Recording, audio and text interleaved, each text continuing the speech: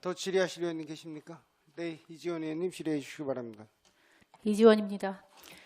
과장님, 129쪽부터 137쪽까지 성립전 예산 집행 내역에 대한 내용이 나와 있습니다. 성립전 예산 집행은 지방재정법 제45조에 따라 사용 용도가 지정되고 소요 전액이 교부된 사업비에 한해 성립전 예산으로 편성을 하고 차기 추경에 계상하도록 하는 제도로 알고 있습니다. 129쪽 2-3 성립전 예산 집행 내역을 보시면 22년 75건, 23년 24건, 24년도에는 12건으로 나날이 점차 감소하고 있어서 저도 다행이라고 생각합니다. 그런데 137쪽 산림휴양과 산불 방지 대책비 집행액 중에서 안내판 등 홍보물 제작이 0원입니다. 꼭 필요한 예산으로 파악되어서 성립전 예산으로 승인이 되었겠죠. 그런데도 집행이 안 된 이유는 뭘까요, 과장님? 저희도 이 자료를 공부하고 준비하면서 아마 3월, 4월이 산불 집중 단속 기간이기 때문에 그 필요에 의해서 도비를 내려준 걸로 알고 저희도 성립전 예산을 편성을 했던 사항입니다. 다만 아직 부서에서 집행이 이달에 끝난다고 해서 저희도 조금 관리 측면에서 책임감을 갖고 있고요. 이러한 사항이 앞으로 또다시 발생되지 않도록 성립전 예산과 예산 편성 시기를 잘 맞춰서 관리하도록 하겠습니다.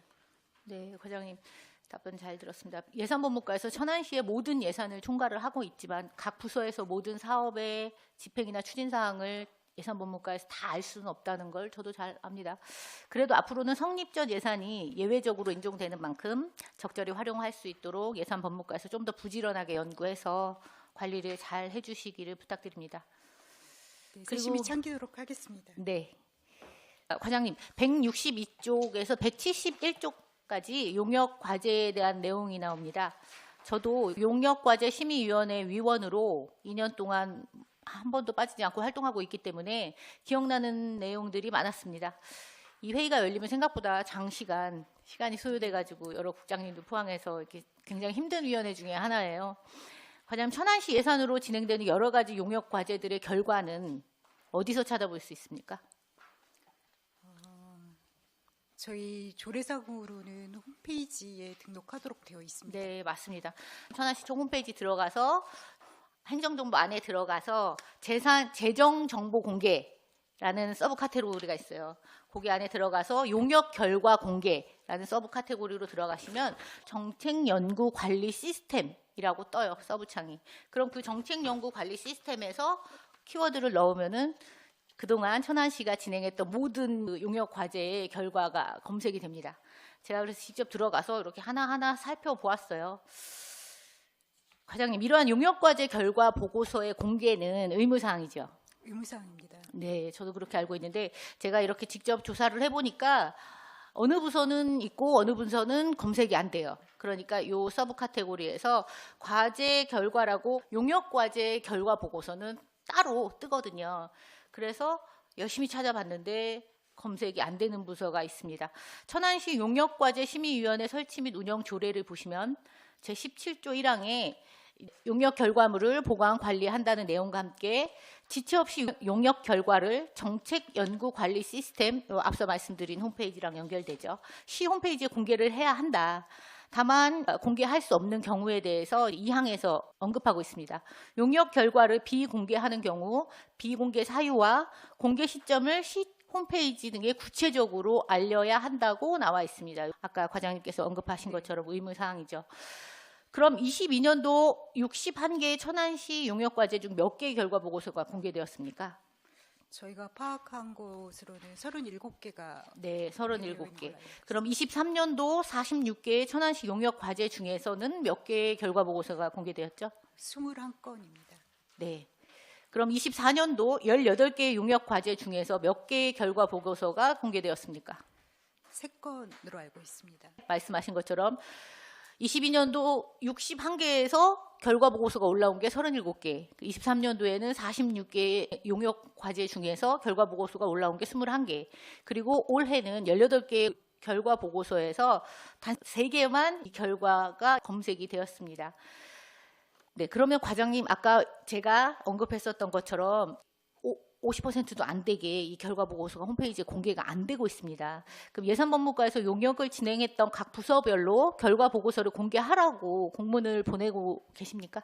저희가 처음에 용역 심의위원회를 개최를 하게 되고 용역 심의위원회 개최가 끝나면 그 결과를 통지하면서 그 내용을 같이 담아서 합니다. 다만 저도 이 행감을 준비하면서 홈페이지를 처음 들어가 봤고 가서 저도 많은 부끄러움과 책임감을 많이 느꼈습니다. 그래서 저희가 대책 마련을 하고 있고 그 대책과 관련돼서는 제가 분기마다 해당 부서에 용역이 만료가 됐는지 완료된 용역에 대해서 프리즘과 홈페이지에 공개를 하고 있는지 등을 앞으로 좀 세심하게 꼼꼼히 챙겨 나가겠습니다. 네, 과장님 공문을 보내고 있는데도 각 네. 부서에서 결과 보고서를 제대로 올리지 않는 이유는 뭘까요? 설마 그 계획한 용역비랑 집행한 용역비가 달라서 뭐 이런 이유는 아니겠죠? 그건 아닐 거라고 생각을 하고 있고요. 용역 기간이 긴 것들은 아마 그 기간에 담당자가 바뀔 수도 있고 처음에 저희가 용역 결과 통지할 때만 하다 보니 아마 잃어버리지 않나 싶습니다. 저희가 조금 더 적극적으로 안내를 해줘야 되는 책임이 있는 것 같습니다. 네, 특히 어느 부서에서 이 결과 보고서를 잘 안 올리나요? 결과는 부서에서 올리게 되어 있는 사항인데요. 부서에서 앞으로 이러한 일이 발생하지 않도록 하겠고 네. 말씀하신 것처럼 페널티 적용에 대해서도 같이 네, 고민하도록 하겠습니다. 그러니까 이 용역과제 결과 보고서를 공개하지 않는 부서의 명단도 다른 의원님들께 다 공유해 주세요. 그렇게 하겠습니다. 네, 아까 말씀하신 22년도, 23년도 몇 군데 올렸나 그런 것들과 함께 올린 부서를 언급을 해주시면은 의원님들이 도움을 받을 수 있을 것 같습니다. 그러니까 용역과제를 진행했던 해당 부서에서 결과 보고서까지 공개를 하고 있지만 말씀하신 내용처럼 예산법무과가 용역과제에 대한 예산부터 모든 것을 총괄하는 부서지 않습니까? 네. 이 2천만 원짜리 수의계약부터 수억 원에 이르는 그 예산이 편성되는 용역과제가 있는 것으로 알고 있습니다. 그렇기 때문에 천안시의 모든 용역과제가 다 중요하고 그 결과의 공개도 중요하다고 생각을 합니다. 천안시 용역과제 심의위원회에서 해당 용역이 반드시 필요한지 부서에서 자체적으로 해결할 수는 없는 과제인지 이 분야를 저희가 하나하나 따져가면서 심도 있게 심의를 합니다.